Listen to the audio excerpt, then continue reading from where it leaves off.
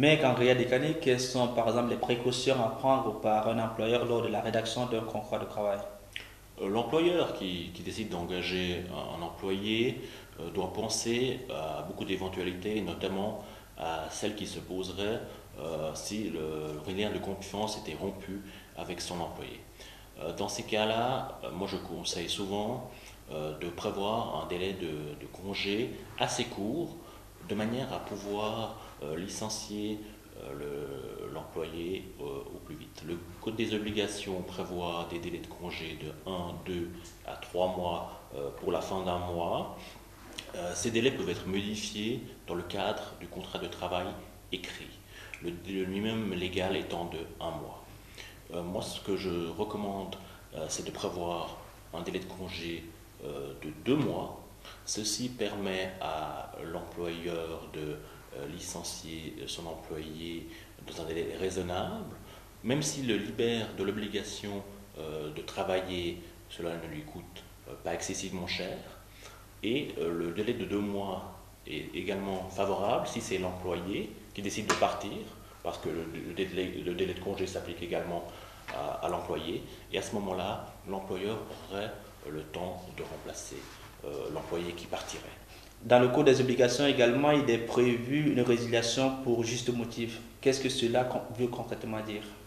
Eh bien, l'employeur a la possibilité, s'il y a un juste motif, justement, c'est-à-dire une rupture, une cause qui rompt le lien de confiance, dans ces cas-là, l'employeur peut résilier le contrat de travail de son employé avec effet immédiat.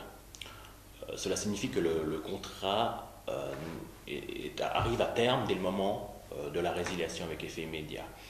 Il faut faire attention avec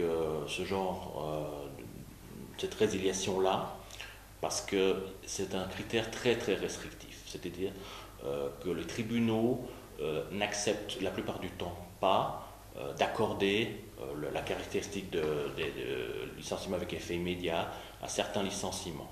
Il faut vraiment que ce soit quelque chose de très grave et que l'employeur agisse immédiatement, le jour même, ou voire le jour qui suit.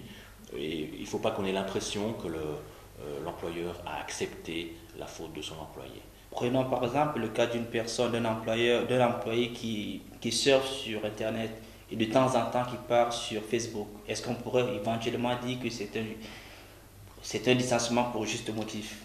Alors, si l'employé le fait une seule fois, à mon avis, ce n'est pas une cause de licenciement pour juste motif. Par contre, s'il le fait à de réitérées reprises, s'il a été averti par son employeur, de préférence par écrit, l'employeur doit prendre cette précaution, à ce moment-là, en principe, les tribunaux acceptent d'accorder la caractéristique de résiliation pour juste motif dans ces cas-là. Mais moi, je conseille souvent à un employeur qui voudrait résilier le contrat de travail de son employé pour de justes motifs, de faire attention et de privilégier, dans certains cas, la résiliation ordinaire avec un délai de congé de 1, 2 ou 3 mois, car cela lui coûterait moins cher en fin de compte qu'une résiliation avec effet immédiat, à propos de laquelle un tribunal dirait qu'il n'y avait pas de juste motif. Merci, Maître Andrea Dekani, pour ces précisions et à très bientôt. Merci beaucoup. Merci à vous.